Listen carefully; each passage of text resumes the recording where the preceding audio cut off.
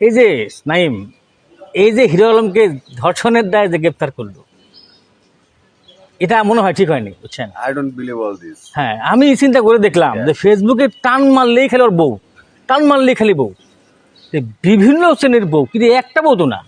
তাহলে আরো আরো ছেড়ে দেওয়া হোক, বছর দুয়েক বা আরো 8-10টা বিয়ে করুক, আর আমরা টান মারলে খালি ওর বই দেখবো ইনশাল্লাহ।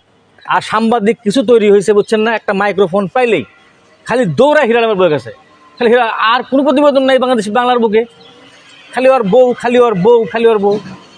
তো ওরে জেলখানার মধ্যে আদালতে বলো আর কয়টা বিয়ে করতে চায়, ওর লিখিত নিয়ে ও জীবনে আর ভিডিও করবে না, কিন্তু কয়টা বিয়ে করবে এটা করুক, এত তোর বউ দেখা যাবে না।